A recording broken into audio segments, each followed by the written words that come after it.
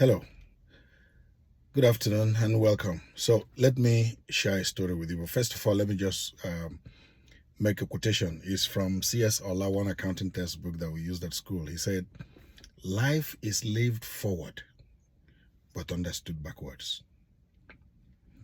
I've never forgotten that statement. I don't know. This is not plagiarism. It's not my quote, but I'm quoting something I picked from a book. Life is lived forward, but understood backwards.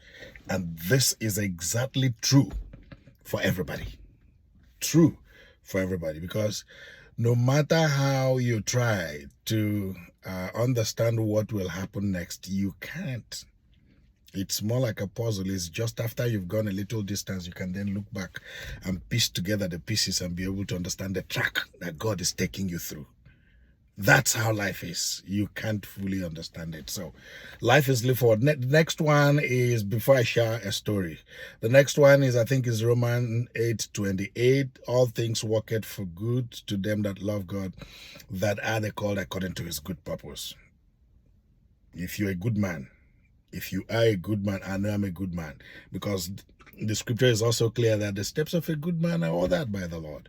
So if you're a good man, you should have that scripture also at the back of your mind as you go through certain travels in life. Okay? So let me share a story with you.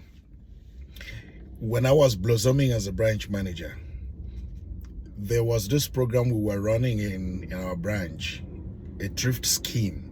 We called it the 14th month. I didn't initiate it. I inherited it, but blew it up, and we were doing millions in turnover. So staff who wanted to subscribe to that 14th month, as we called it, and I ran it for over 10 years.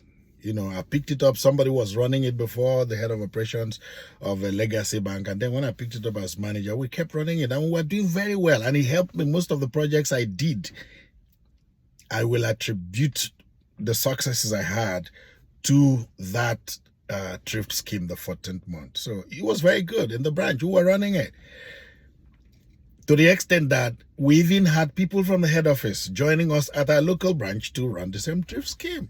It was simple. You subscribe to it and you tell us ab initio how much you'll be contributing monthly. Your salary account will be debited or wherever you want it from. And you can borrow from the same pool. Okay, you pay interest 3% flat for whatever you take, and then whatever you would want to borrow will not exceed 12 months of your monthly contribution, so that at the 12th month you would have cleaned up everything. At the end of the year, we gather all resources together and share the interest on pro rata basis. And some people get up to 400,000 as interest, 100,000, depending on what you do. Some do 50,000, some do 100, some 150. It was blossoming out of the blues. When the scripture is clear that they will gather. They will gather. If you're a good man, people will always gather for you. If people don't gather, spirits will gather for you. But God will always scatter their gathering. And another scripture I remember is, they will bruise your heel, but you will bruise their head.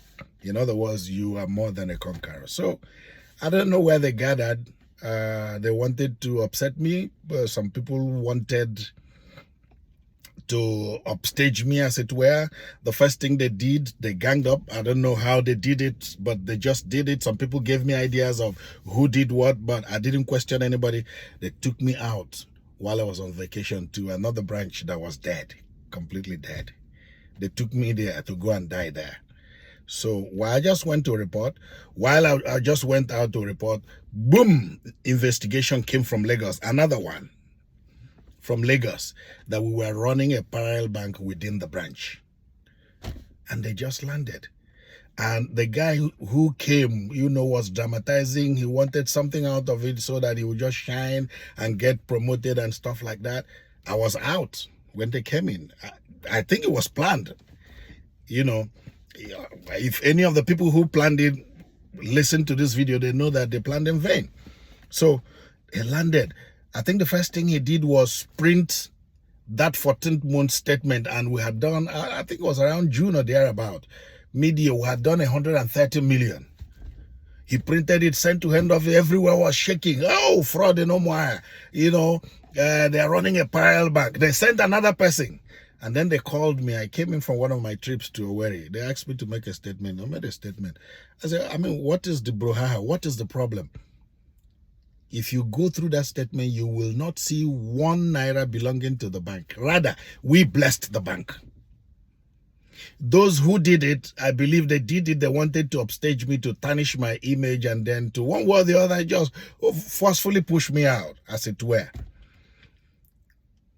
They ran through the account. They didn't see anything.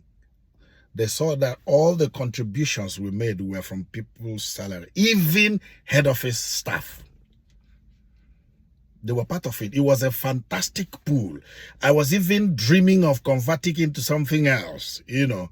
I mean, what does it take to raise a bank? A microfinance bank, it was 30 million then. If we had 200 persons from the bank still working, raising that 30 million from more like a cooperative group, that thrift group, we could have branched out, established a microfinance bank with 30 million, and they will still be working. And be, you know, but people are so short-sighted. When they see little successes for people, they get envious. So this guy came in.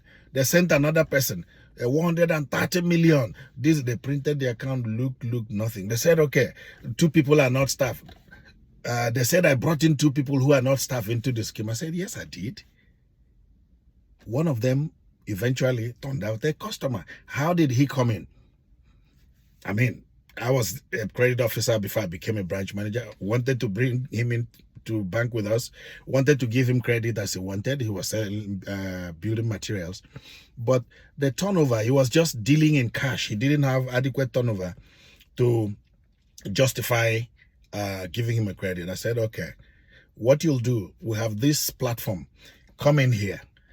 Do 200,000, which you can. You have the capacity monthly. You know, and then from there, we'll give you credit from there, from that our platform, and you will use that and do credit on your bank account and then get justified for the bank facility. We were helping the bank, and he did that. It wasn't quite 6 months. We gave him 2 million OD. But he did it, enjoyed it. We enjoyed it so fantastically that at the end of the year, I think the first year, his interest that he got in December after everything was 400,000. And some people were just jealous. I didn't know. They were busy meeting. They were busy cooking up all kinds of stories. They wanted to tarnish my image. I didn't know what was going on. So this guy came, the other guy came, they asked me to make a statement. I made a statement.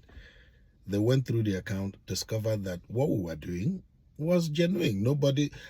The bank benefited from what we were doing. We did not benefit. We used our own funds to help the bank to stand. So, after they had tried everything, looked at it, it came to naught. They ended up closing a front, closing a scheme which had stayed in the bank for more than 15 years. That was helping people. That was helping the bank. Just because of the greed and envy of some. They wanted to use it to tarnish my image. You see, if you're a good man, if your hands are clean, I'm not talking about people who are crooked, you've soiled your hands. No, if you've soiled your hands, these scriptures are not for you. This message is not for you. If your hands are clean, you know, and people are planning stuff like that because they are jealous or envious and they want to run you down, they'll just end up with nothing. Because, I mean, in banks, you can trace the source of any fund. It's debit and credit. They can always find where it's coming from and where it's going to. They printed the account, 130 million half year, went through it, and saw nothing. Were discharged and acquitted. But they had thrown me away from the branch. Probably out of jealousy.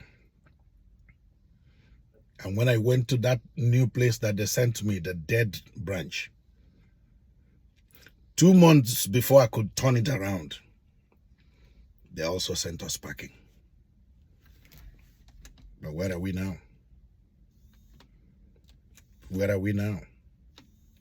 Whatever the bank was paying me, probably paying me in a year, I probably make it in a month or two now. They thought they were trying to kill me, but they were propelling me to my new status. I don't know what you're going through. Count it all joy. If your hands are clean, you've not messed up your hands. All things work it together for good to them that love God, that are the called according to his good purpose. I think it's Romans 8:28. And like I said, life is lived forward, but understood backwards.